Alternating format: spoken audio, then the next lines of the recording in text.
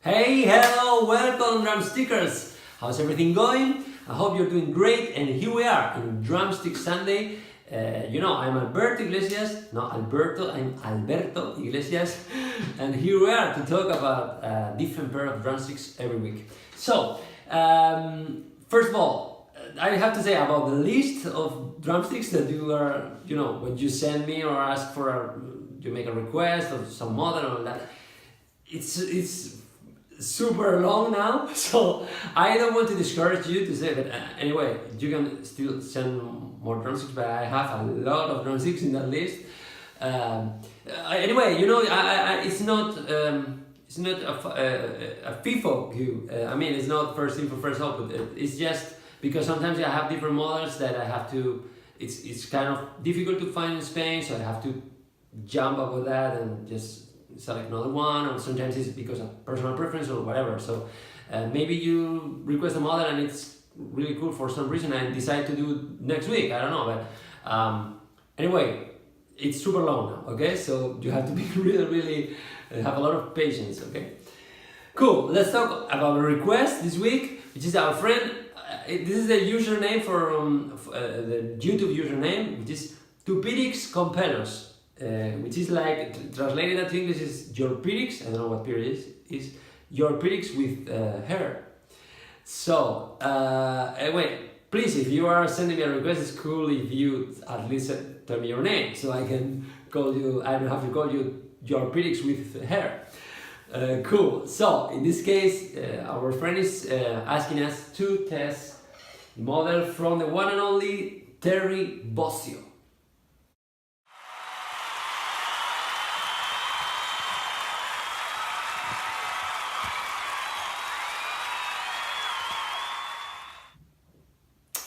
Okay, so first of all about Terry Bozzio, who is Terry Bozzio? Well, he's mainly known. I think he's mainly known as a drummer because he was the drummer for Frank Zappa for many years. After that, he created his own band, which was I think it was kind of famous in the States, which is a Missing Person. And after that, he's recently been playing in one of the last records for Korn. But he's mainly known, I think, honestly, I don't know if call him a drummer, it makes justice to what he's doing now, because, well, he's mainly known because he plays a huge kit. It's maybe the biggest kit, I don't know if he's the biggest kit nowadays, but it's huge kit with tons of different stuff. I don't know if it's 8 or 9 different bass drums with different sizes, and in fact I have a picture of his web page, and you can see, I don't know if you were gonna see, anyway, if you go to terrybozzio.com, this is the first picture you're gonna find out. So at least you can have an idea what we're talking about. Well, it's just like he's an orchestra. It's more, I honestly think he has his own show, which is him just playing this monster. So it's super cool to see. He has maybe, I don't know, 20 different pedals. So they are, I don't know, and he puts his feet, he puts one pedal, and suddenly one thing, I don't know, 2 meters away, it's start clapping or sounding or whatever. So it's super cool to see them. You have tons of videos in YouTube for him playing, and you can check that out. There's a really cool video where he's playing all the different pedals. Okay, I'm gonna start with this, and this is for this is for this sounds like that. And it's also great that all the different bass drums, for example, the different tones and all that, he tuned all that stuff to a different key, and this is an A, this is a C, this is a C. So that's why I say it's like an orchestra. In fact, it's not a drummer, it's way more if we think about that. So he is usually creating a piece of music, right, with all that stuff. So it's kind of more a percussive thing of playing, way of playing, sorry. It's awesome. So please check it out if you don't know Terry Bozzio. And okay, now let's talk about the drumsticks. before saying a word of them, I think it's better if we see the picture. Okay, so here you have the VicFirth Signature from Terry Bozzio.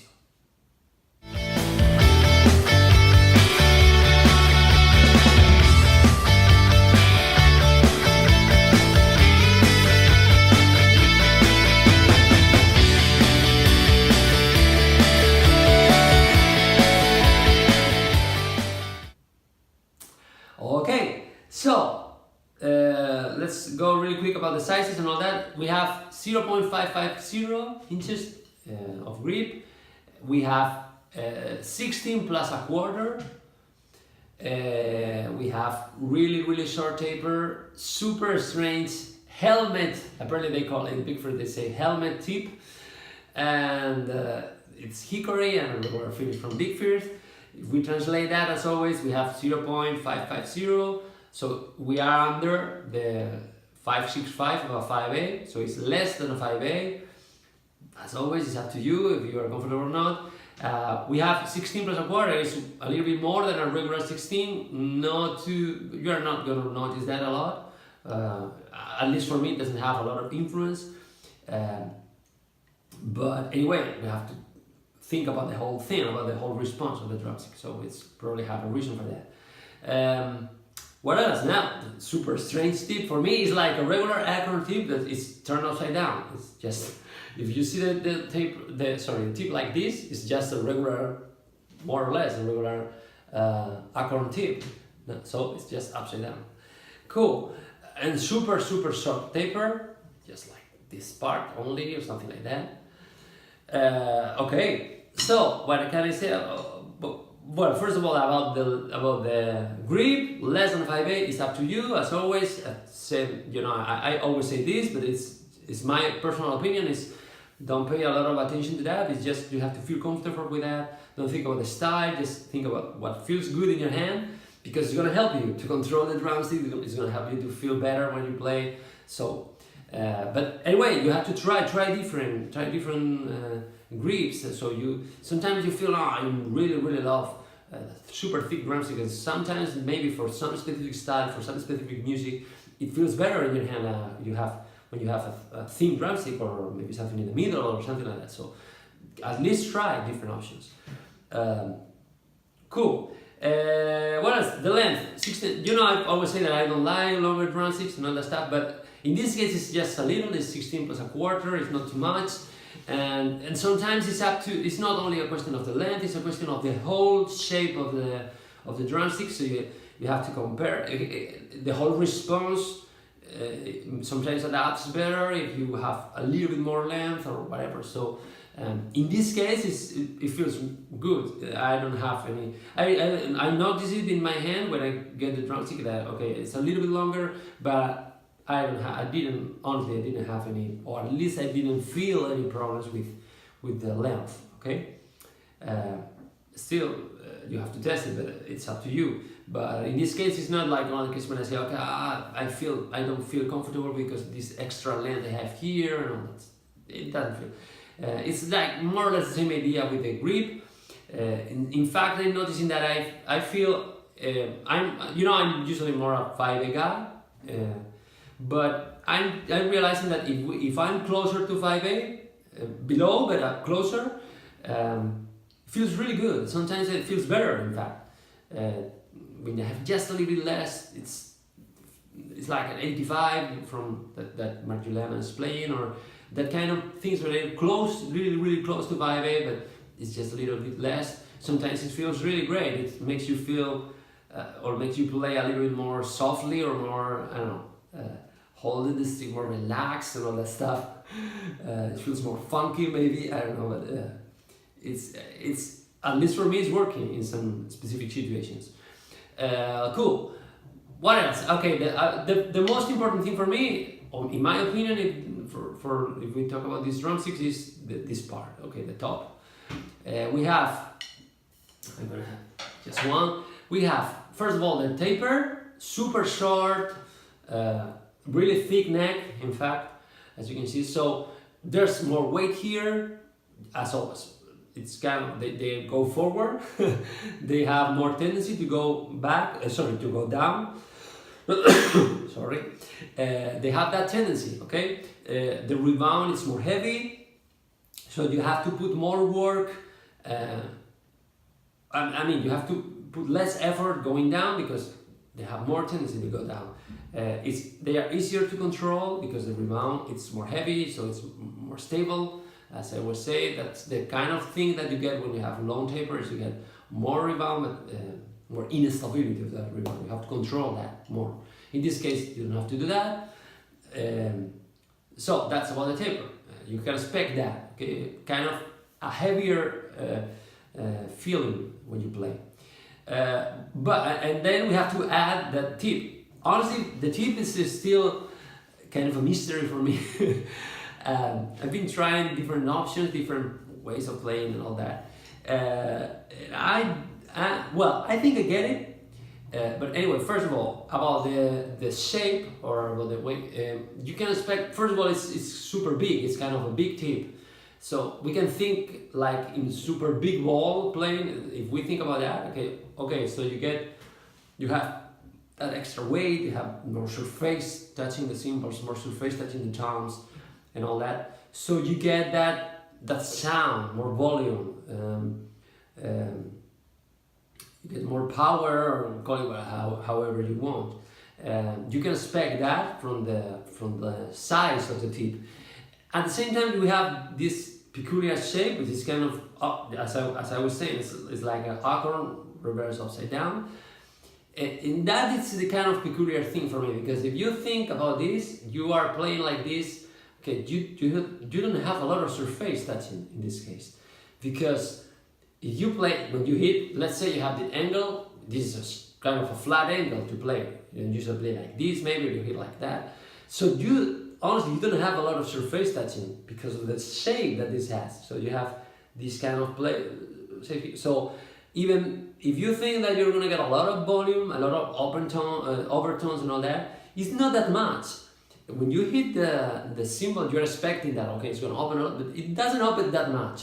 It opens, of course, more than in a small round tip, but it's kind of strange because when you modify the angle, it doesn't have a lot of influence because this angle is going inside, so you can barely touch the drum head or the cymbal with this part. It's kind of impossible because you're gonna touch it with this or with this, but this part it's kind of hidden.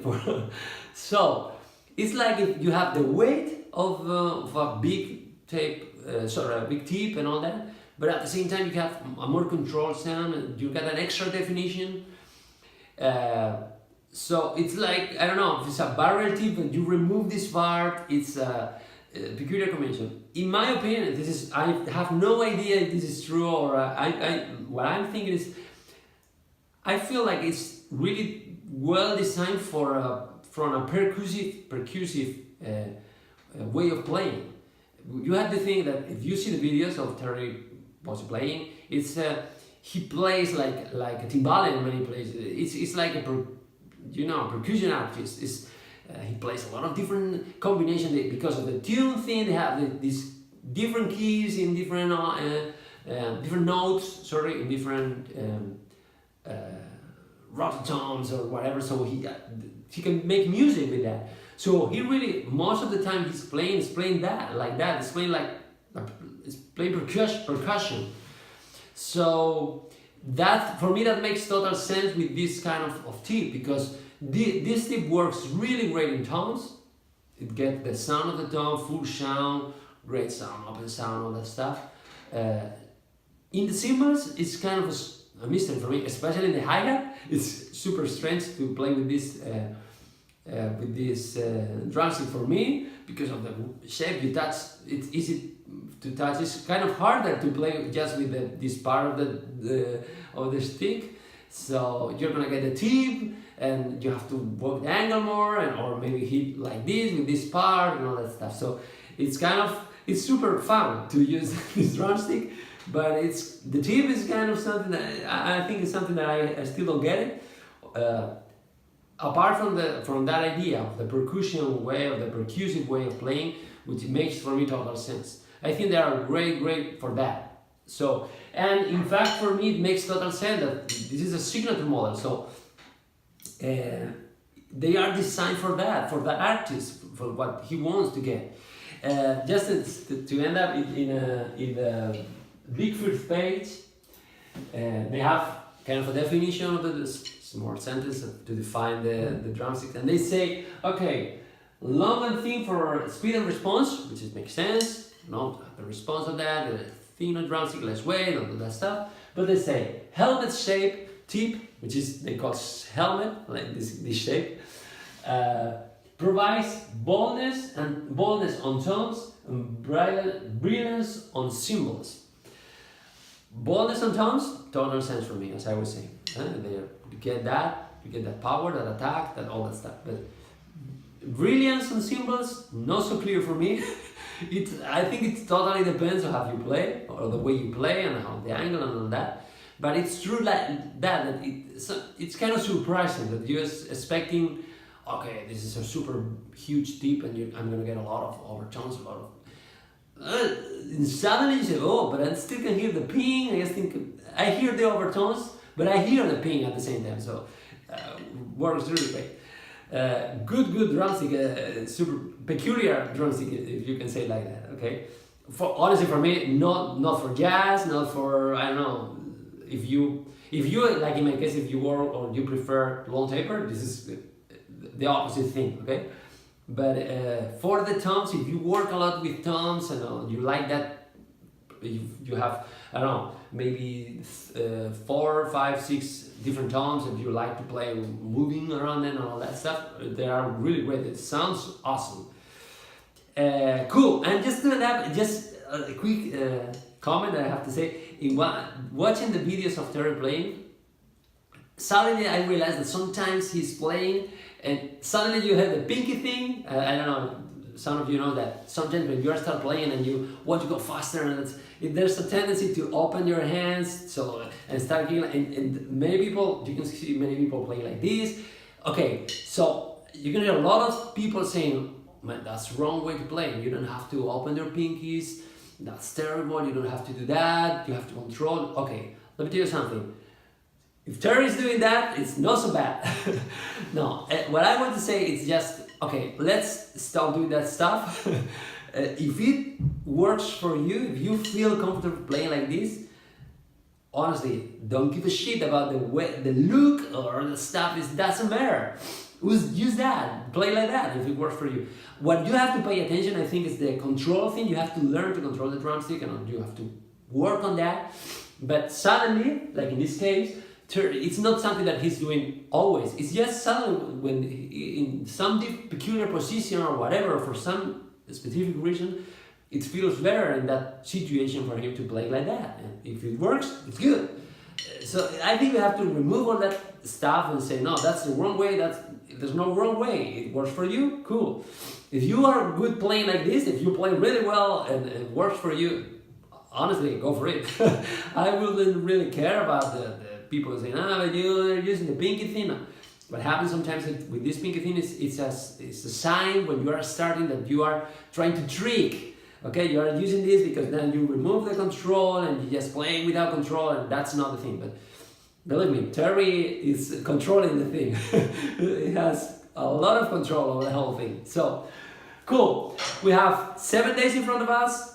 Don't forget to practice, don't forget to try stuff, and I'm gonna be watching you, okay? Bye-bye.